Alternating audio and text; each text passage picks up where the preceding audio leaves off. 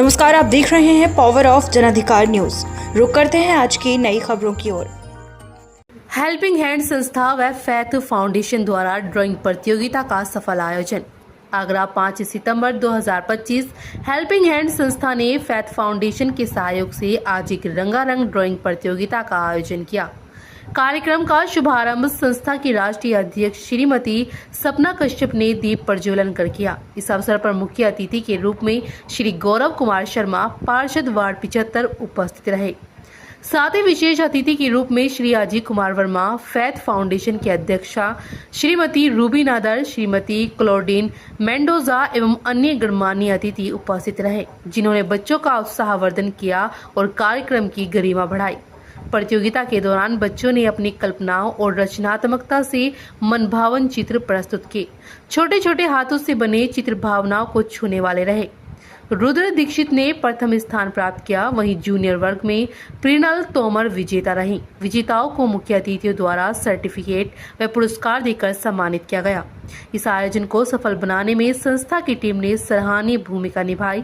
प्रमुख सहयोगी सदस्य रहे महेश चंद्र शर्मा उपाध्यक्ष, सोनम शर्मा सचिव, गौरव तोमर कोषाध्यक्ष, वसीम मीडिया प्रभारी, सुमन अग्रवाल, विष्णु कुलश्रेष्ठ एवं गुलाम।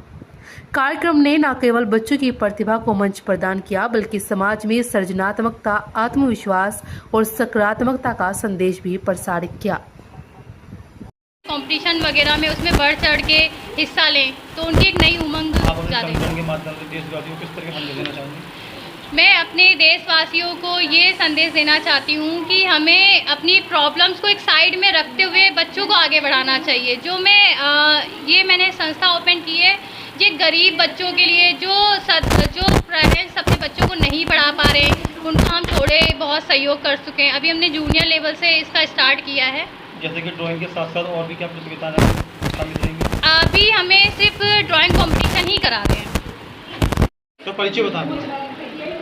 मेरा नाम मनोज शर्मा है और जैसे कि सभी लोग जानते हैं कि आगरा के अंदर अभिभावक संस्था टीम पापा का संस्थापक हूँ और लगभग 5 वर्षों से हमारी जो सेवाएं हैं अभिभावकों के लिए रही हैं।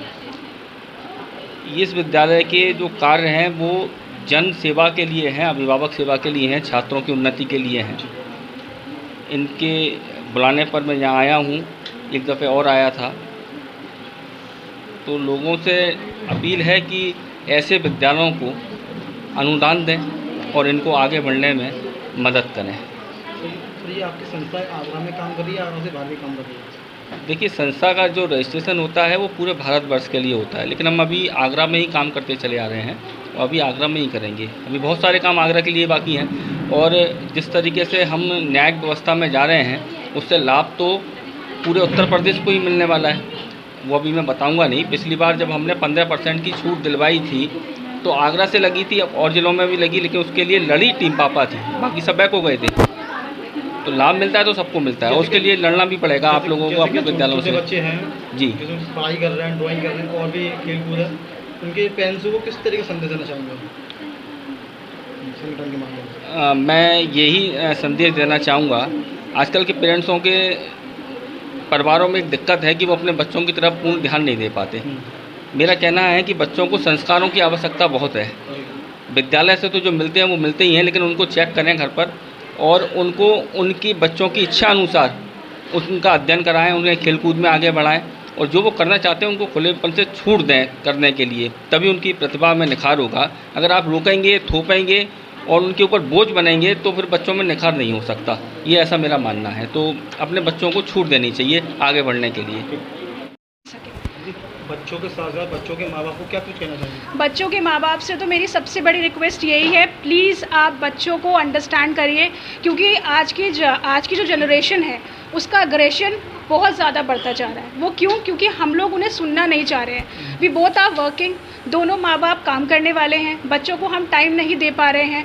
कोशिश ये करिए कि अपनी वर्किंग आवर्स को लिमिटेड रख के अपने बच्चों को पहले ध्यान में दें, जिससे कि अगर आपका बच्चा पढ़ेगा तो वो आपसे इंस्पायर्ड होकर और बच्चों को इंस्पायर्ड करेगा। तो कोशिश करें कि आप अच्छी तरीके से अपने बच्चों को गाइड करें, और उनको सुनें। उनकी काउंसलिंग हमेशा आप अपने स्तर से ही करें, क्योंकि जब आप काउंसलिंग करते हैं तो बच्चे को अच्छे से अंडरस्टैंड करते हैं। अगर एक बार बच्चा रास्ते से भटका, उसके बाद ना तो कोई एडवोकेट और ना ही कोई काउंसलर, ना ही कोई पुलिस ऑफिसर, ना कोई डॉक्टर कुछ भी नहीं कर पाएगा। इसलिए कोशिश ये करें पेरेंट्स कि अपने बच्चों को ज़्यादा से ज़्यादा समय दें और उनसे सोने से पहले 2 पॉइंट हमेशा पूछें, बेटा आज का दिन कैसा रहा, और आप अपने बारे में कुछ बताइए जो आपको आज बहुत ख़राब लगा। ये सारी चीज़ें आप बताइए। नाम बताइए। मेरा नाम शुभी है। मैं पहले जोधपुर में, मतलब मैं पहले आगरा में ही रहती थी। मैं हेल्प फॉर नीडी का मेरा अकाउंट था पहले, जिसमें मैं एनिमल्स के लिए करती थी काम, और अभी मैं इन्फ्लुएंसर हूँ जिसका मेरा पेज है जोधपुरी घुमक्कड़ के नाम से। तो अभी मैं यहाँ पर आई हूँ तो मैंने इनसे देखा यहाँ पर कि यहाँ पर काफ़ी अच्छा बच्चों के लिए उन्होंने किया हुआ है एनवायरनमेंट, कि सारी फैसिलिटीज़ बच्चों को दे रहे हैं। यहाँ पर सबसे बेस्ट बात यही है। यहाँ पर किस तरीके के बच्चों को, नन्हे मुन्ने बच्चों को फैसिलिटी मिल रही है, आपको किस तरीके का महसूस होता है, कैसा लगता है आपको? जब ऐसी फैसिलिटीज़ बच्चों को बिना किसी मेहनत के माँ बाप के मिल रही है, बच्चों को ये लोग प्रोवाइड करवा रहे हैं, तो मतलब मेरे को तो बहुत ज़्यादा अच्छा लगा ये सब चीज़ देखकर यहाँ पर, कि छोटे छोटे बच्चे हैं यहाँ पर बहुत कुछ नया सीख रहे हैं। पढ़ाई लिखाई, बड़े बड़े स्कूल, कोई कुछ भी काम नहीं आता है। जब बच्चे कुछ पढ़ने वाले बच्चे होते हैं ना, तो वो कहीं पर भी पढ़ सकते हैं, और फिर वो आपका नाम भी मतलब यहाँ लेकर आते हैं ना ऊपर हाइट पे, तो फिर आप भी सोचते हो कि अच्छा हम लोगों ने इतने बच्चों को ये इंग्लिश मीडियम में पढ़ाया या फिर कहीं पर भी पढ़ाया, कोई काम नहीं आई पढ़ाई, वो चीज़ रहती है। तो बच्चा बस पढ़ने वाला होना चाहिए, तो वो कहीं पर भी पढ़ता है। ड्राइंग के साथ साथ बच्चों के लिए और भी क्या व्यवस्था रखेंगे?